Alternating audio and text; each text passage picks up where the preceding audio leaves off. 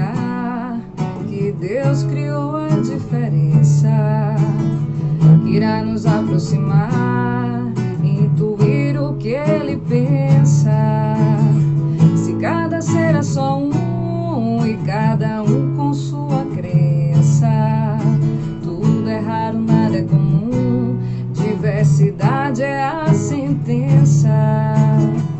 Que seria do adeus sem o retorno? Que seria do nu sem o adorno? Que seria do sim sem o talvez e o não? Que seria de mim sem a compreensão? Que a vida é repleta e o olhar do poeta percebe na sua presença o toque de Deus, a vela no breu, a chama da diferença. Ah, é, oh, oh, oh, é, ah, é, oh, oh, oh, é. A humanidade caminha atropelando os sinais, a história vai repetindo os erros que o homem traz. O mundo segue girando, carente de amor e paz. Se cada cabeça é um mundo, cada um é muito mais. Que seria do caos sem a paz? Que seria da dor sem o que lhe apraz? Que seria do não sem o talvez e o sim? Que seria de mim? O que seria de nós? Que a vida é repleta e o olhar do poeta percebe na sua presença o toque de Deus, a vela no breu, a chama da diferença. Que a vida é repleta e o olhar do poeta percebe na sua presença o toque de Deus, a vela no breu, a chama da diferença. Ah, é, oh, oh, oh, é, ah, é, oh, oh, oh, é. Passarinho de toda cor, gente de toda cor, amarelo, rosa e azul, me aceita como eu sou. Passarinho de toda cor, gente de toda cor, amarelo, rosa e azul, me aceita como eu sou. Queridos irmãos e irmãs, boa noite. Nestes dias, as igrejas cristãs mais antigas aqui no Ocidente, a Igreja Católica Romana, a Igreja Episcopal Anglicana, a Igreja Luterana, ou as igrejas luteranas, celebram o final do tempo pascal e a preparação da celebração de Pentecostes. E são dias dedicados à oração, à meditação sobre o apelo que Jesus faz para a unidade. Unidade dos discípulos e discípulas, mas unidade também que os discípulos e discípulas procuram realizar no mundo. E é muito importante que a gente situe essa unidade na realidade da vida, nas lutas cotidianas, como realizar a unidade a partir de situações opressivas, de realidades que não são verdadeiras. Que tipo de unidade a gente pode falar no Brasil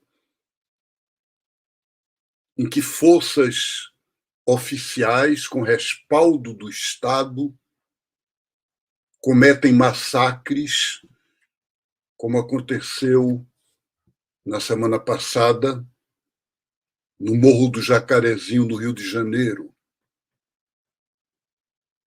Como nós podemos falar de unidade em uma situação em que agora, no dia 1º de maio, um jovem do Movimento dos Trabalhadores Sem Terra, o MST, foi assassinado,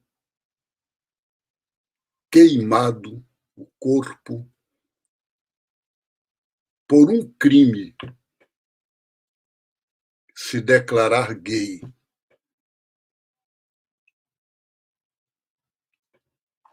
Inserir-se na cultura e na realidade LGBT.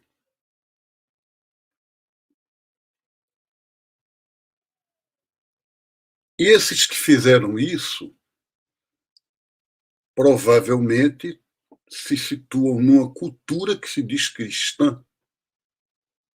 É de uma sociedade que facilmente os governantes falam em Deus acima de todos, qualquer palavra que diz graças a Deus.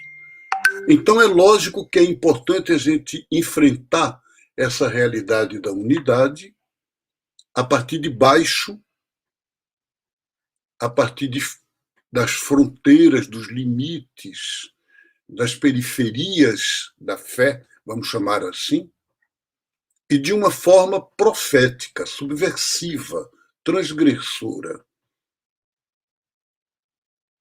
Muitas vezes as divisões, elas continuam, e mesmo as pessoas que oram e que trabalham pela unidade mantêm uma estrutura de igrejas dogmáticas e hierárquicas, autoritárias, o que significa que são os dois fatores que mais criaram e criam divisão na história.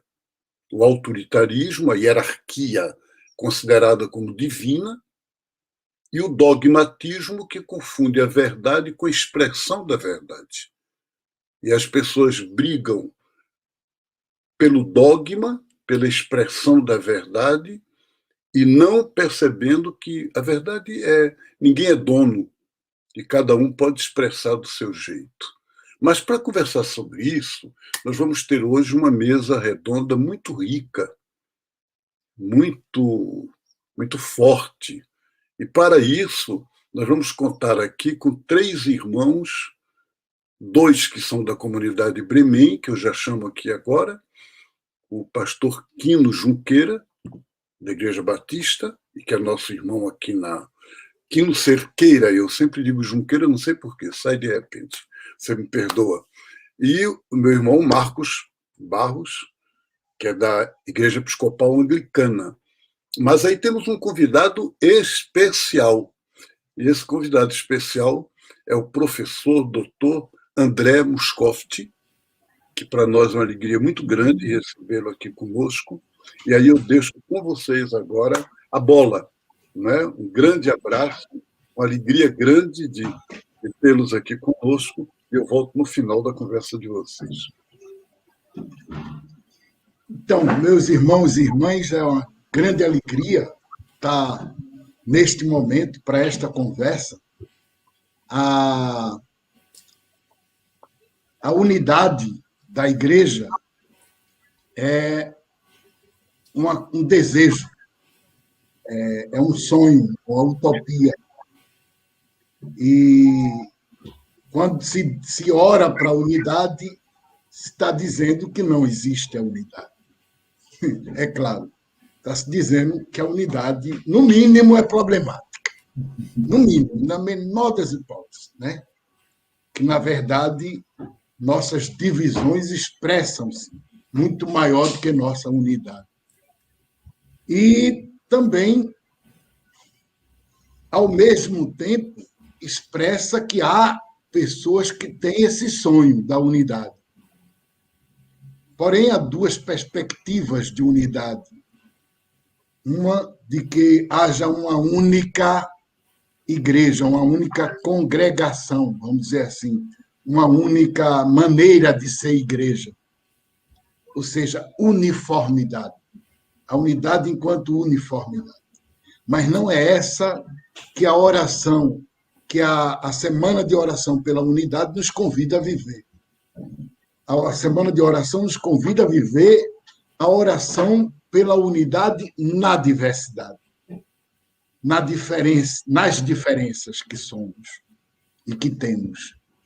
Então, é uma alegria grande estar com o pastor Batista, né, meu irmão de comunidade, meu irmão Quino, e também com meu irmão, o André Moscoff, que é nosso convidado especial para falar sobre essa utopia da unidade, né? Então, com vocês, acho que Quino primeiro, que pode fazer a primeira pergunta para nós. Quino?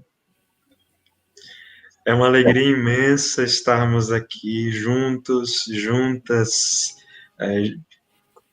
nos olhando, nos abrindo uns diante dos outros, umas diante das outras, e assim entretecendo sonhos, esperanças, e quem sabe, dando nosso ombro e a nossa palavra de alegria e de força, para que nós possamos caminhar na vida, seguindo esse sonho da unidade que nos habita. Marcos e André, é uma imensa alegria poder conversar com vocês. Em especial, agradecemos a André Moscoff, que muito gentilmente atendeu o convite da comunidade Bremen para estar aqui nesta noite conversando sobre esse tema tão importante. André, nós nos alegramos com a sua presença e se sinta acolhido no seio dessa comunidade. André, para começar, gostaríamos de saber quem é André Moscoff, o que faz, onde mora e como tem passado nesse tempo de pandemia. Então, boa tarde, boa noite. Agradeço muito o convite para estar aqui conversando com vocês. A gente tem dito, né, que apesar de tudo que a gente está vivendo, de alguma forma, essas tecnologias a gente teve que aprender a usar meio que na marra, mas de alguma forma elas também têm ajudado a nos aproximar. Então, muito feliz de estar podendo conversar com vocês hoje. Quem é André, onde vive, do que se alimenta, é uma pergunta que muitas pessoas se fazem. Eu mesmo, às vezes, me faço, é uma pergunta difícil de responder, mas, ao mesmo tempo, acho que é muito fácil. Assim, eu sou um homem branco de tradição luterana, com uma história de vida bem esquisita, que venho do universo da igreja, dos movimentos ecumênicos, e hoje me encontro aqui em Juiz de Fora, sou professor na Universidade Federal aqui no Departamento de Ciência da Religião, trabalhando com questões de religião, gênero e educação. Mas tem uma vida já bem vivida, circulando bastante por aí, tendo experiências das mais diversas aí, em tudo que é canto. Muito bem. Que bom. Que alegria, então, recebê-lo aqui. Meu irmão André, em geral, a unidade é pensada assim, a partir da eclesiologia do clero. Você é um professor universitário, um teólogo e leigo. Imaginamos que sua visão, por certo, é distinta daquelas com as quais estamos, vamos dizer, acostumados. E aí eu pergunto, André, gostaríamos de ouvi-lo sobre como você vê hoje, tanto a parte das igrejas, né, como até mesmo fora das igrejas, assim, as pessoas, no caso, e também nas perspectivas teológicas que as animam na busca da unidade. Então, eu estava ouvindo o Marcelo no início, né? Eu acho que ele colocou as questões fundamentais para a nossa conversa, né? que é quando a gente fala de unidade, de que tipo de unidade a gente está falando, né? Que tem gente bem unida por aí, né? Assim, tem uma galera que anda bem unida e fazendo uns estragos bem grandes, né? Então, é preciso a gente pensar que tipo de unidade a gente quer e para que a gente quer essa unidade, né? Eu venho uma das coisas que eu não falei, eu venho do interior do Rio Grande do Sul, assim, eu sempre digo, eu venho da roça, eu plantei milho, tirei leite de vaca, né, pescava no arroio, fazia essas coisas todas. E eu acho que essa vivência, ela sempre me marca mais do que eu até me dava conta ao longo da minha vida.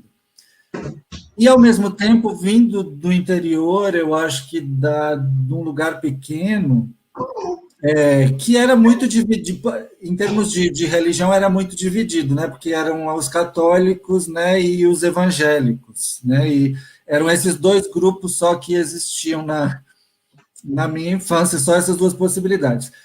E os conflitos inerentes disso. Mas, ao mesmo tempo, essas fronteiras eram sempre cruzadas, né? E no cotidiano da vivência na roça, essas diferenças elas não faziam tanta diferença assim, né? Verdade.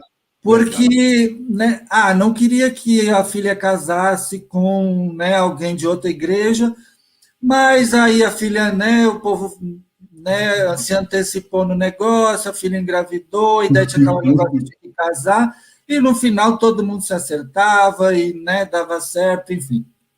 Conflitos como em qualquer outro contexto.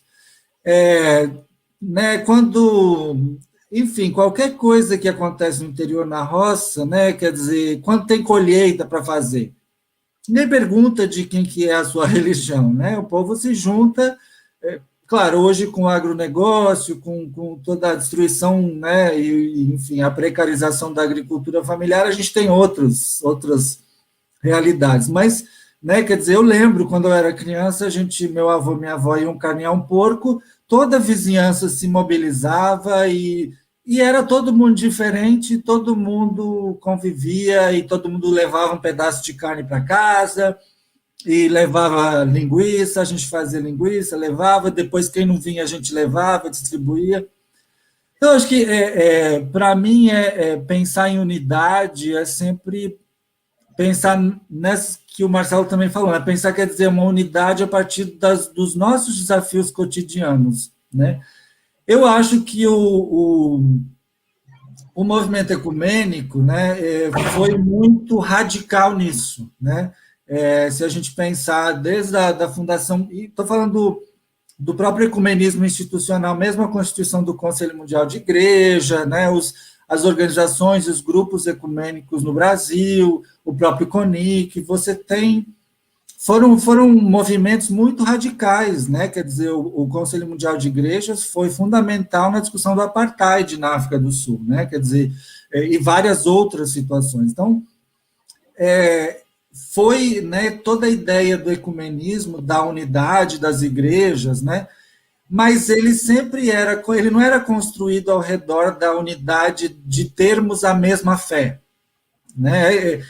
O ecumenismo, ele surge, ele nasce, ele é forte, não é porque a gente tem que acreditar do mesmo jeito, né? É porque a gente tem problemas cotidianos, desafios de convivência que nós queremos nos juntar para resolver eles. Então, eu acho que, ao mesmo tempo, né, na medida em que vai se institucionalizando cada vez mais, e vai se acirrando também uma disputa religiosa, né, no campo das igrejas, o ecumenismo, esse inicial e mais radical, ele vai sendo questionado, né? A gente tem hoje muitas igrejas que se declaram anti-ecumênicas, né, porque dizem que o ecumenismo é uma coisa do diabo, enfim, né, todas essas coisas que dizem. E, ao mesmo tempo, o próprio movimento ecumênico mais institucionalizado foi perdendo essa capacidade de ser crítico das problemáticas do cotidiano, né? O Marcelo fez referência a esse jovem do MST, vítima de um crime homofóbico, né?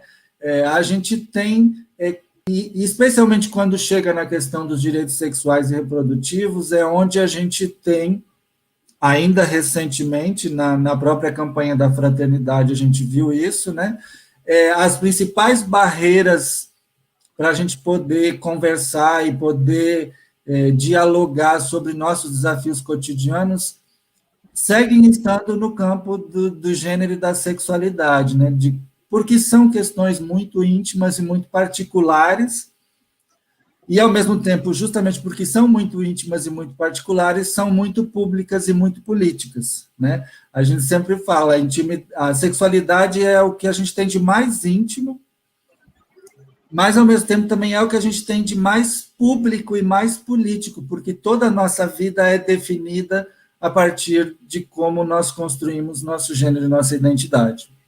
Então, eu acho que, né, pensar a unidade das igrejas, para mim, eu aprendi na roça, eu aprendi com o movimento ecumênico, eu aprendi com as mulheres, com o movimento feminista, né? Quer dizer, uma das coisas que sempre me chamava muita atenção é que as mulheres, quando se juntam, especialmente teólogas feministas, mas encontros de mulheres, de igreja, as mulheres esquecem muito rapidamente a que denominação elas pertencem. Elas não têm muito problema em tomar Santa Ceia juntas, e se é transubstanciação, se é consubstanciação, se é símbolo, se é porque não é isso, que não é o jeito de acreditar que determina o encontro delas, né? Não é isso que é o mais importante. Cada uma tem um jeito de acreditar, porque a experiência religiosa, e eu acho que essa coisa do campo da ciência da religião, da fenomenologia da religião, ajuda a gente a pensar isso, né? As nossas experiências religiosas são diferentes. A gente pode ser muito parecido e, ao mesmo tempo, ter experiências religiosas muito diferentes, né? E eu acho que isso eu aprendi muito com o movimento de mulheres, com o movimento feminista, com a teologia feminista, com os grupos de mulheres, de que encontros ecumênicos de mulheres é quase redundante, né? Porque as mulheres, eu acho que porque elas são tão desprezadas, em geral, pelas instituições, elas são muito inteligentes, né? A gente estava falando de uma unidade que vem de baixo. Quem vem de baixo não tem o mesmo compromisso com a preservação das instituições que aquelas pessoas que estão nos cargos de poder e cuja função é manter as instituições. Então, aquelas que vêm de baixo, né, o povo da roça, do interior, as mulheres, a população LGBT, quando a gente se junta, a nossa preocupação dificilmente é manter a instituição. Ela verdade. Nossos problemas. A gente se junta porque tem gente sofrendo e a gente não quer que as pessoas sofram. Então, eu acho que quando pensa na unidade, eu acho que, claro, a teologia da libertação também sempre me ensinou isso para a gente, né? Quer dizer, o lugar preferencial da revelação de Deus é lá onde não tem nada, né? Onde a gente não tem nada a perder. Então, acho que nessas experiências e nesses contextos, né, onde onde a instituição não faz diferença para a gente porque ela não nos protege de qualquer forma, a gente pode experimentar esse desejo e a realidade dessa unidade, que é uma unidade centrada na alegria, no prazer do encontro e na possibilidade de levar algum tipo de conforto a quem precisa, que eu acho que a gente vive um tempo em que precisa muito disso. Muito bem. André, é muito curioso que, enquanto você falava, eu me lembrava que muitas vezes as iniciativas digamos assim, oficiais em busca da unidade, parecem lá no fundo querer salvar o grande mito da cristandade, como se o mundo não pudesse prescindir da igreja instituição para levar adiante o seu, entre aspas, progresso. Mas nós sabemos que você é conhecido como um teólogo queer. Em seus livros, palestras, artigos, fica patente, claro e evidente que você é um especialista em diversidades, e diversidades no sentido mais profundo da expressão.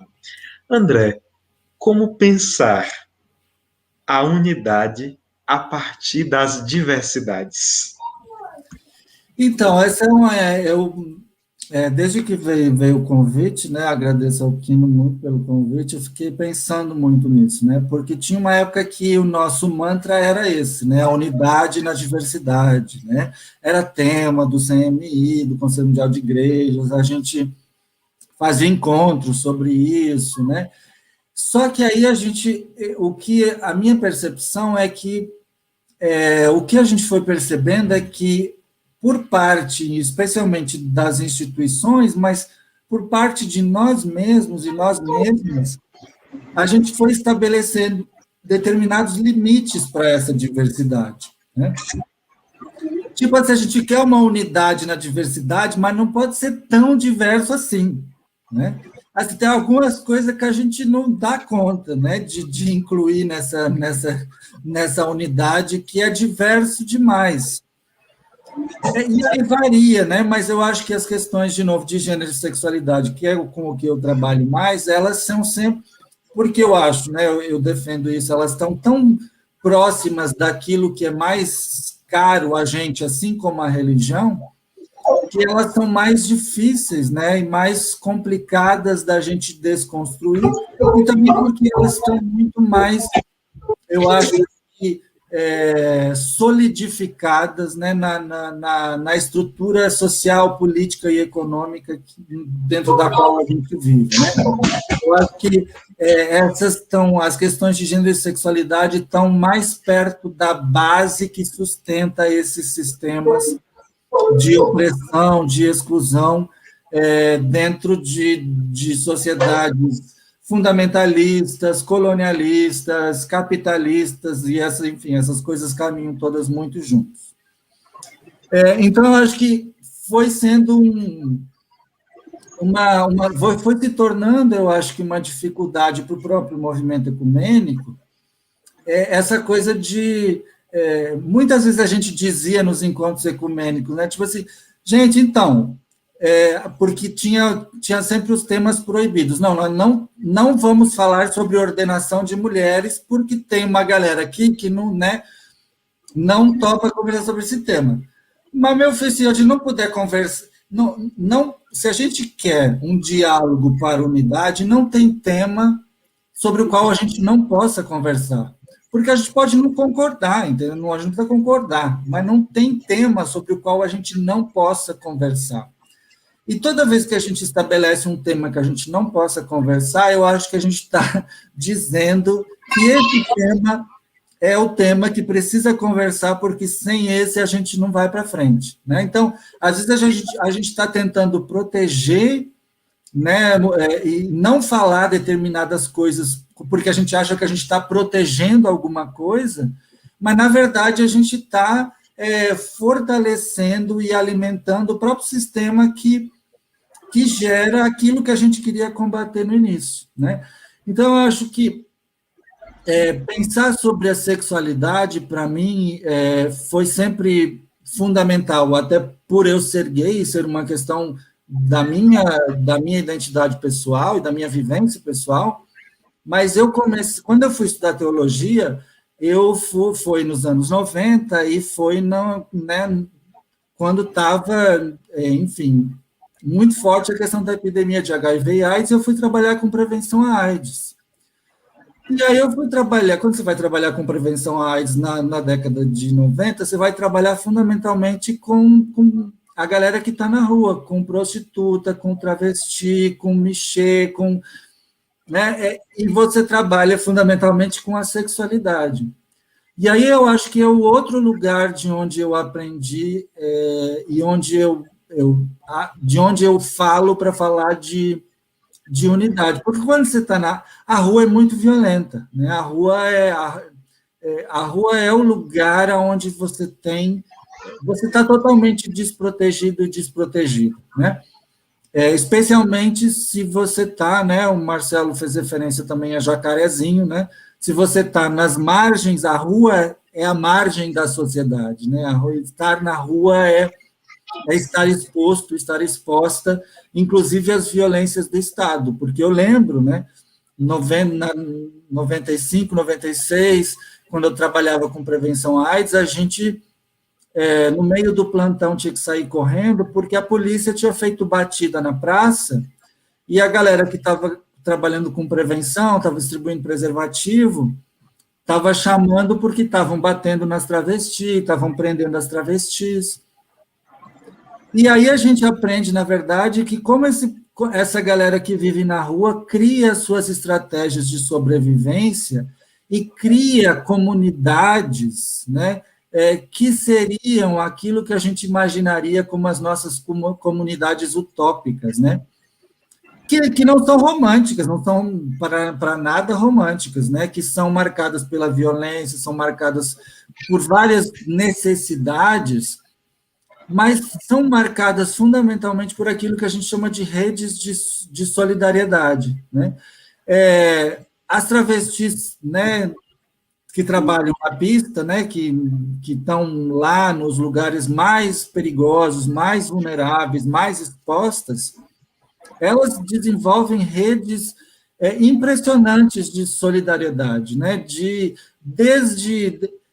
E é isso, né? E aí não dá para romantizar, desde a coisa, por exemplo, quando o silicone virou uma febre entre travestis, né?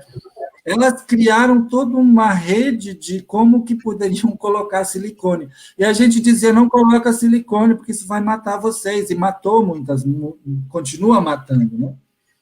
Mas eu acho que nessas experiências e nesses contextos, a gente vai experimentando um tipo de unidade que é essa unidade de quem não tem nada a perder, né? E de quem não pode contar com ninguém, né? Para quem as instituições não chegam, elas já, e aí as igrejas, o Estado, as instituições de educação, a universidade, né? Então, como que você pensa desde lá? E aí eu acho que é uma outra unidade, não é essa unidade olha, não é uma unidade bonita e harmônica, né? É uma unidade real, é uma unidade onde a gente briga, onde a gente briga com os outros, onde a gente, né? Onde a vida é aquilo que a vida é. Ela na minha tese de doutorado, eu trabalhei com o conceito de ambiguidade, né? E eu gosto muito disso. Eu gosto e não gosto, porque, do ponto de vista pessoal, é muito difícil lidar com a ambiguidade, né? Mas, para pensar a realidade, para pensar a própria unidade, eu acho que é fundamental a gente pensar uma unidade também como marcada por ambiguidade, porque não tem uma unidade que seja romanticamente harmoniosa.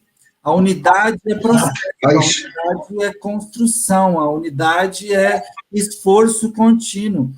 A unidade né, se a gente quiser usar a metáfora de um relacionamento amoroso, né, que pode ou não pode se dar dentro da instituição do casamento, e que pode ou não pode durar muito, né, quer dizer, se a gente pega o casamento como uma metáfora para a unidade, e a gente pensa o casamento monogâmico, heterossexual, né? Quer dizer, essa seria a unidade romântica de um idealismo que não funciona na prática, porque o casamento nunca é assim, né? André, a gente pensa nos relacionamentos amorosos que podem ser diversos, podem ser de um dia, podem ser da vida inteira, podem envolver diferentes tipos de sentimentos e reações, e que são processo, a gente pode pensar em relações afetivas e amorosas muito mais que nos ajudem e nos sejam muito mais úteis, e pode pensar também em processos de unidade nas igrejas e nas instituições também, de um outro jeito. André, então, dentro disso que você falou, eu realmente confesso a você que eu vivo dentro da luta pela unidade na igreja já há alguns anos, né? Mas nunca pensamos a partir dessa perspectiva que você levanta, que eu achei excelente. Aí, de repente, eu pergunto, será que todos os problemas que a luta pela unidade, especialmente nas igrejas, tem vivido, será que não é porque é muito, tem sido, pelo menos, como você diz, muito romântica, que quando olha a realidade e como é que você colocou, as nossas ambiguidades, a gente caminha com mais realidade, com mais passos concretos, porque eu vejo, assim, eu estou dizendo e perguntando isso, porque, para mim, o ecumenismo, ele exige de nós sermos adultos na fé, sermos adultos como pessoa, porque se a gente não é adulto como pessoa, aí as nossas infantilidades vão ser barreiras, vão ser medos, vão ser coisas desse tipo.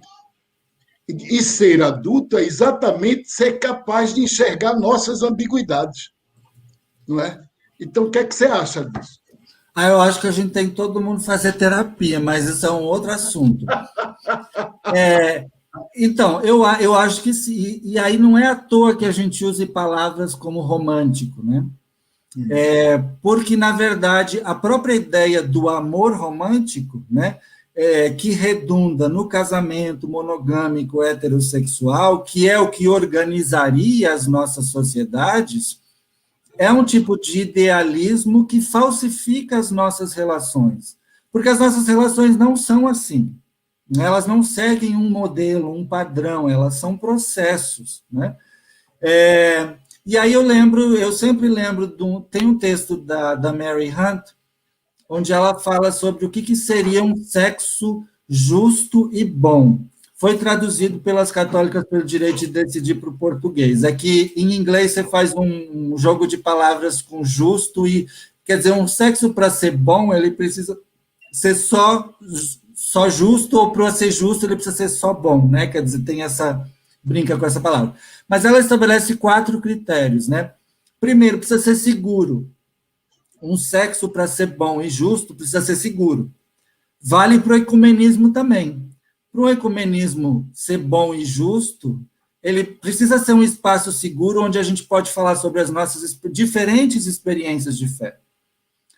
Ela diz que o sexo, para ser bom e justo, ele tem que ser prazeroso. O ecumenismo, para fazer alguma diferença na vida das pessoas, ele tem que ser prazeroso. E ele é prazeroso. As melhores experiências da minha vida foram vividas em relações ecumênicas, onde você descobre a beleza do jeito da outra pessoa de acreditar. E aí tem um desafio que também a gente não está lidando aqui, mas é o desafio de ir além do cristianismo, né?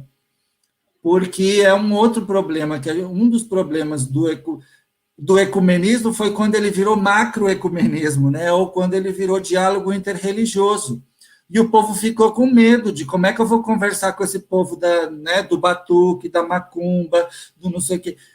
Se a gente não conseguir conversar com esse povo, o nosso ecumenismo não serve para nada. E as minhas experiências mais prazerosas foram compartilhando a minha fé com irmãos e irmãs de outras tradições religiosas que são lindas e que preenchem a nossa existência. Então, tem que ser bom, tem que dar prazer. Tem que ser justo, né? Tem que ser justo no sentido de que tem que promover relações justas. A gente não pode pensar que o ecumenismo vai favorecer ou a minha igreja ou a igreja do... a própria noção das denominações, eu acho que hoje é um problema que a gente precisa superar. As denominações cristãs são um problema, porque elas só evidenciam a nossa divisão, elas não nos ajudam, né? Quer dizer, porque nós somos diversos mesmo dentro das denominações. E ela diz que o sexo, para ser bom e justo, ele precisa construir comunidade. Quer dizer, a vivência da nossa sexualidade, ela deve construir comunidade, né? Essa semana faleceu também o ator Paulo Gustavo, que gerou uma grande comoção, e teve gente falando umas coisas muito feias do ponto de vista, inclusive, da igreja e da religião, mas a gente vê, por exemplo, como o amor dele, né, pelo companheiro dele, pelo marido dele, da família dele, como ele conseguiu construir comunidades a partir da própria sexualidade dele, da vivência da sexualidade dele. E o ecumenismo precisa fazer isso também. Precisa construir comunidade. E comunidade não tem um modelo de comunidade, né? Isso, comunidade pode ser 5, pode ser 10, pode ser 50, no momento não está podendo aglomerar, né? Mas assim, o número pode variar e a gente pode se encontrar. Pode ser uma relação que dure anos, pode ser uma relação que é de um encontro só, né?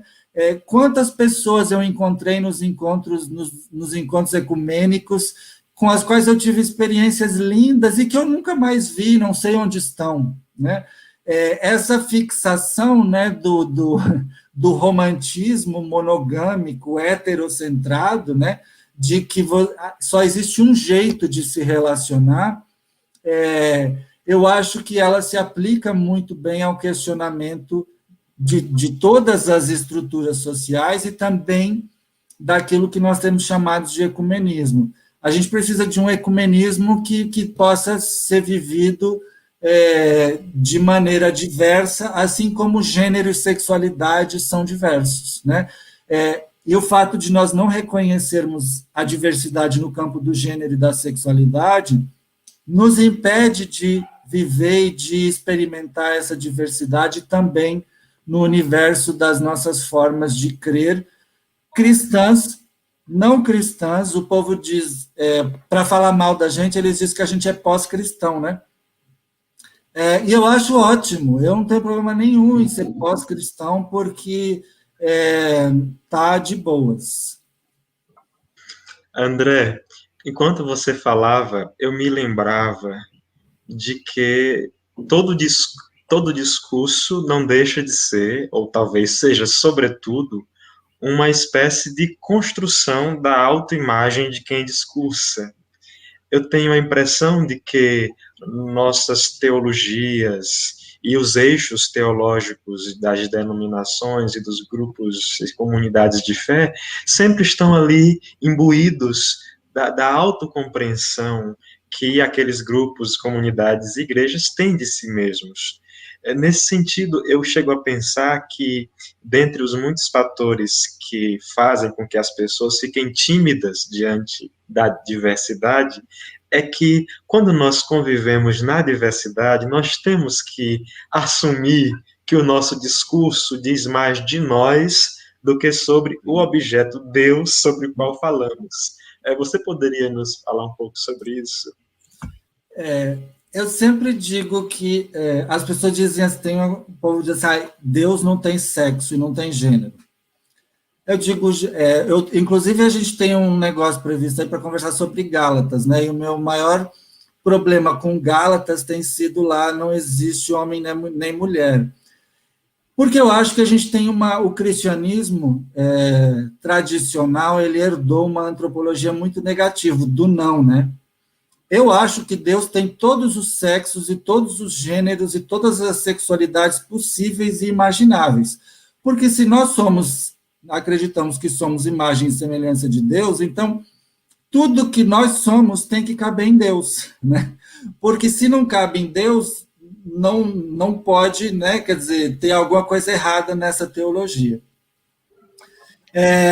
Então, eu acho que quando a gente pensa, né, nessa questão da unidade e da diversidade. E quando a gente pensa em como a gente fala sobre nós mesmos e fala sobre Deus, eu acho que o desafio, o que a Marcela Althaus-Wied, que é uma teóloga que é muito importante para mim, sempre diz, né? Vamos ser honestos e honestas e olhar para nós mesmos e nós mesmas, que é o quando eu disse antes que a gente precisa todo mundo fazer terapia, é o quê? Olhar para a gente, né? É olhar, ter coragem de olhar e de falar, inclusive, né?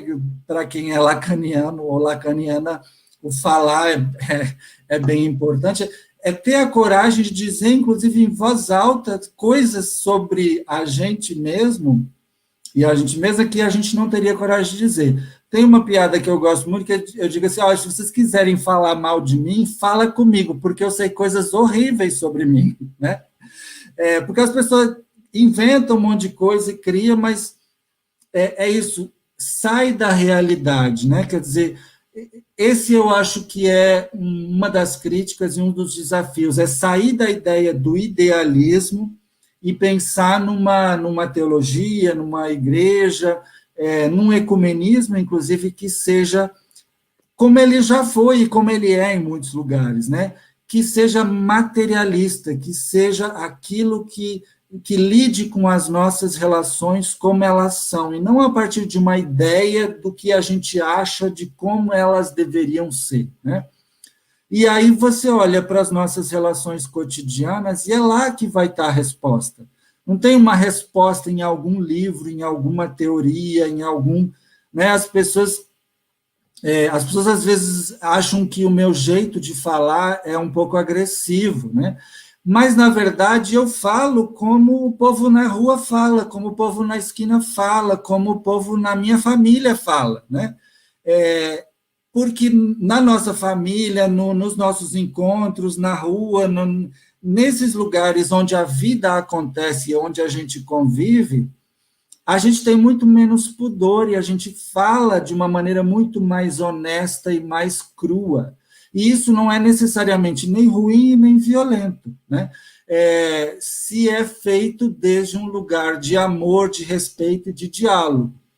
Então, acho que essas coisas, para mim, são importantes para a gente pensar, né? Quer dizer, nós não precisamos de grandes teorias, nós precisamos nos ouvir, nos enxergar e aceitar o fato de que nós somos muito diferentes e, ao mesmo tempo, muito parecidos e muito parecidas, tentando achar um jeito, todo mundo, de sobreviver e ser feliz e ter algum prazer na vida, né? Eu acho que talvez uma das coisas que eu acho que o cristianismo, um dos problemas do cristianismo é a nossa herança, e eu falo como luterano, né?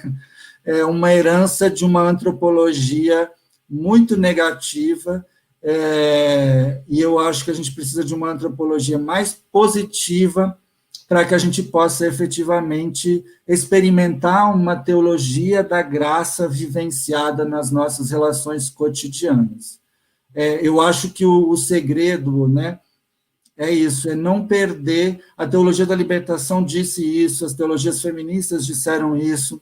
A gente não pode perder o vínculo com as relações e as vivências cotidianas, porque é lá que se resolvem os problemas, não em grandes teorias. As teorias são importantes, o estudo é importante, eu sou um acadêmico, sou um professor de pós-graduação, oriento pesquisas, mas sempre digo para meus estudantes e minhas estudantes, né, quer dizer, se isso não faz sentido para vocês, se, como, né, acho que foi o Gustavo Gutierrez que disse, que se no final do dia o que você fez não ajudou a botar comida, feijão no prato das pessoas, ou se não, de alguma forma, ajudou as pessoas a terem prazer, né, porque o feijão não é só comida, o feijão é prazer, ele é prazer sensual, ele é prazer erótico, né?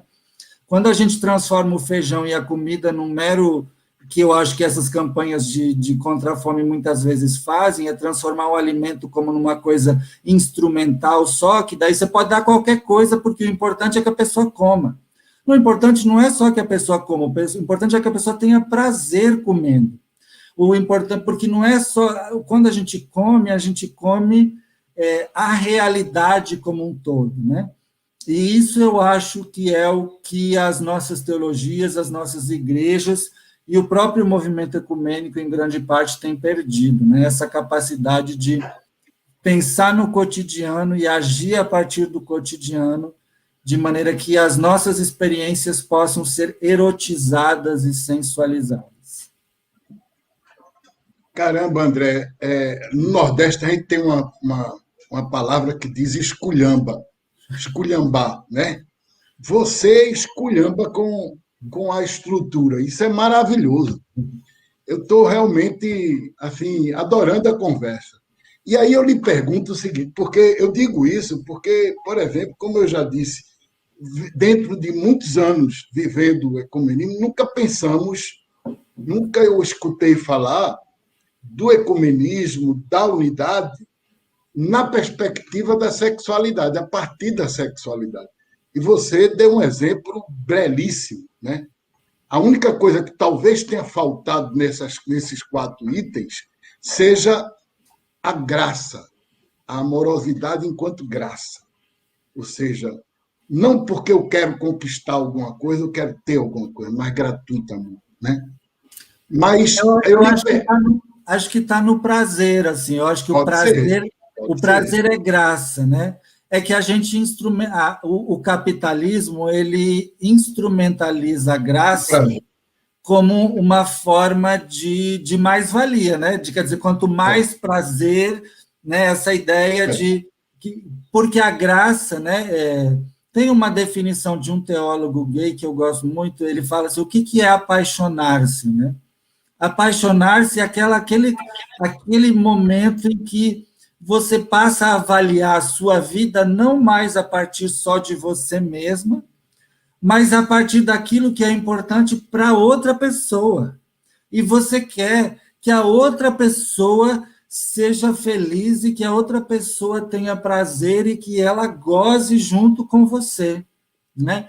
Então, eu acho que é isso, né? Quer dizer, como que a gente consegue pensar, a gente precisa repensar, é que eu acho que o capitalismo, né, ele sequestra as coisas mais bonitas que a gente tem na teologia, e a gente vê isso em algumas religiões, né, em algumas igrejas, dentro daquilo que a gente chama mais de teologia, igrejas da prosperidade, a gente vê isso, né, o sequestro, né, de questões que são muito caras para a gente no campo cristão, mas não só no campo cristão, até porque essas igrejas, elas conseguem efetivamente fazer articulação com elementos, inclusive, não cristãos, na sua teologia e na sua vivência litúrgica, inclusive, mas elas fazem isso dentro de uma perspectiva da religião do mercado, ou do mercado como religião,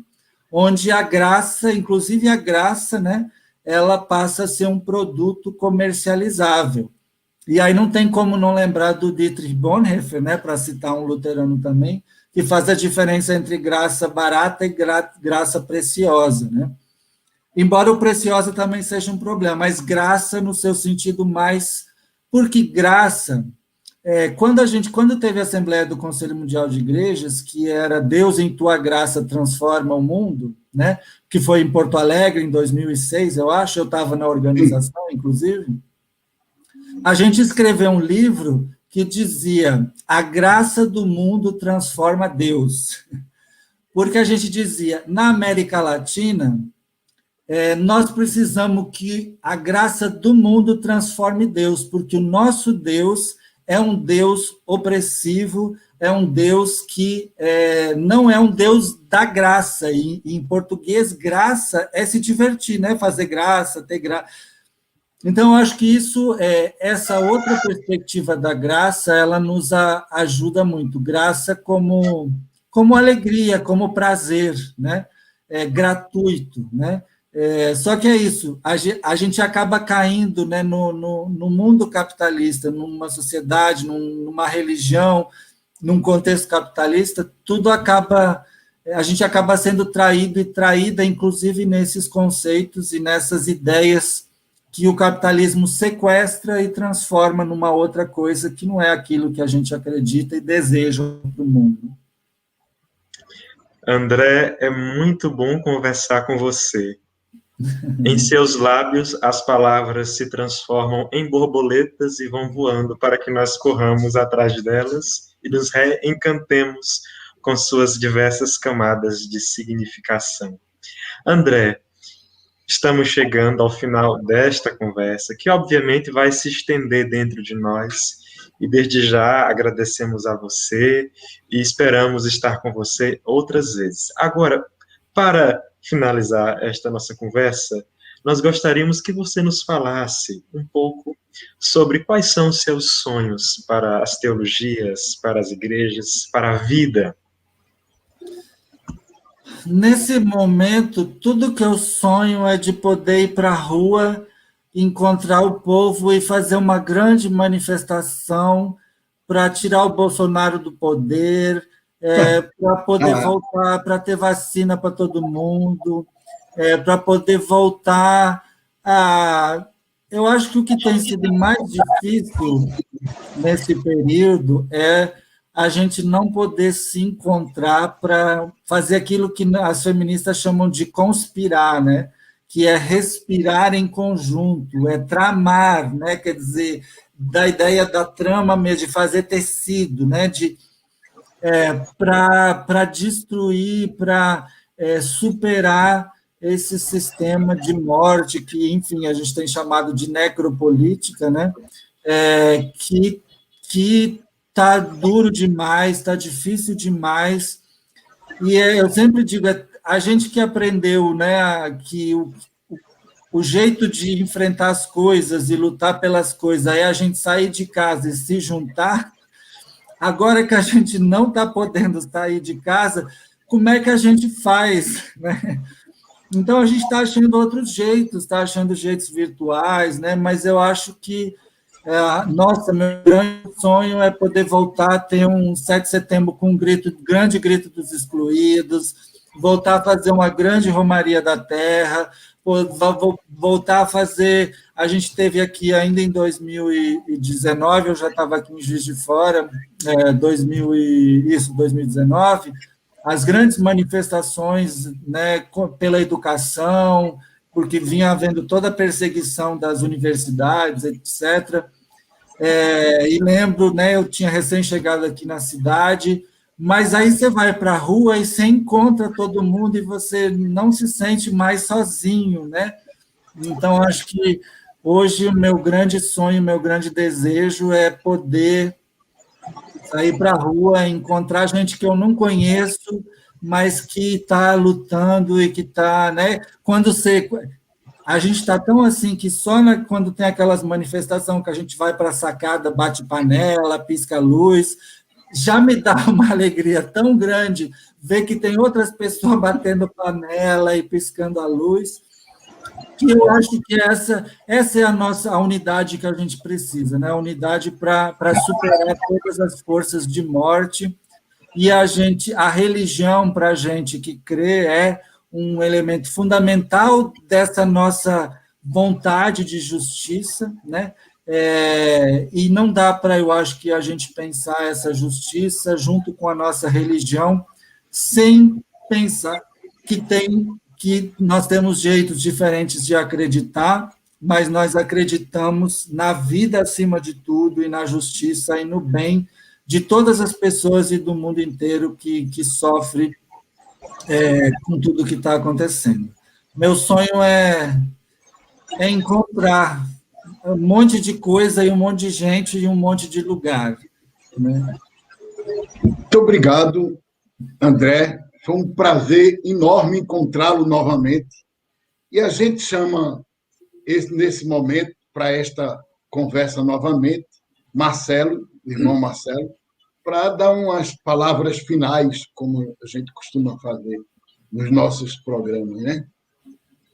Vocês me entregam uma tarefa muito chata, por uma palavra final, numa conversa tão boa, num papo que parece que podia se estender muito mais, né?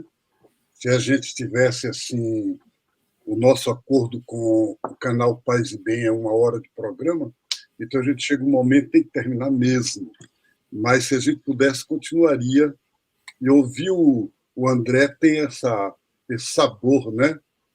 Esse gosto, embora é um gosto que é bom a gente deglutir, a gente mastigar. Porque ele diz coisas, quando o Marcos dizia, tanto tempo que eu trabalho em ecumenismo e na unidade, e nunca vi essa abordagem do ecumenismo a partir da sexualidade, do afeto.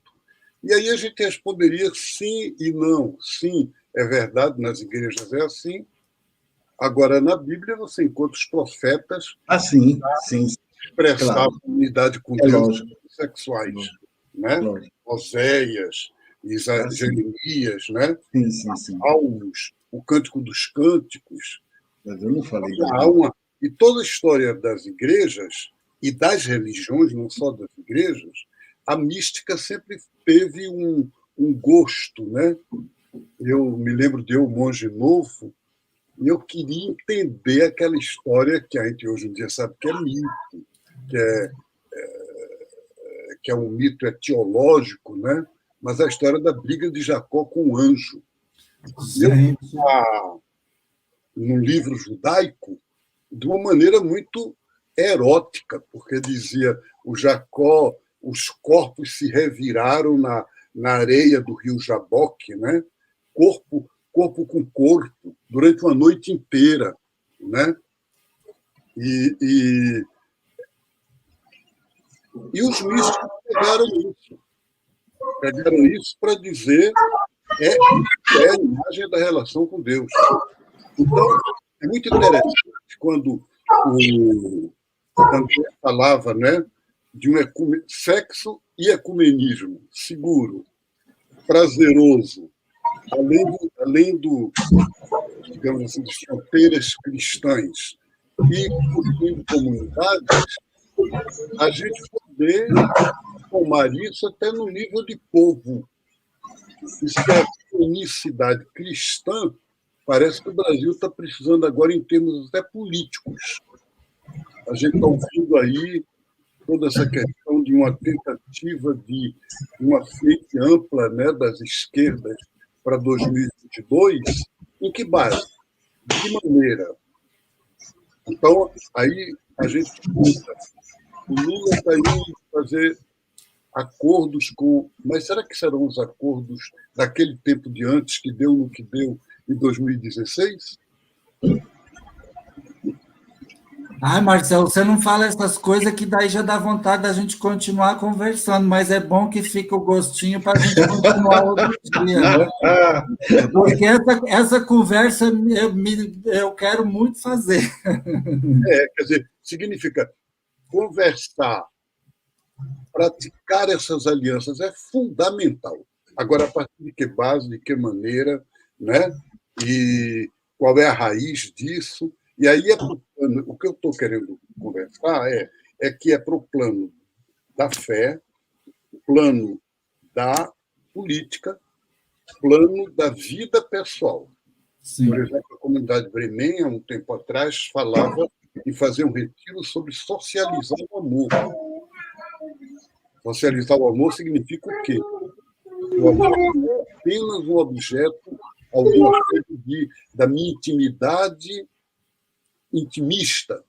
A gente já viveu isso no campo da fé, que era eu e Deus, Deus e eu, e a gente foi além. Será que a gente é capaz de fazer isso no plano do erótico? No plano do político? Em todos os planos. Então, né, a graça do mundo transforme Deus podia ser o nosso programa para esta semana de oração pela unidade dos cristãos. Que a graça do mundo transforme Deus. E os místicos e místicas, tanto cristãos, eu estou lembrando agora, por exemplo, uma pessoa da Idade Média, que quando a gente lê, a gente tem até um certo... Mas uma mulher como Catarina de Sena, né, falava do erotismo até do sangue menstrual de Jesus. que saía da cruz. Então, imagine isso. Imagina ler hoje Teresa de Ávila no século XVI e, ao mesmo tempo, João da Cruz, comentando na prisão o livro Cântico dos Cânticos.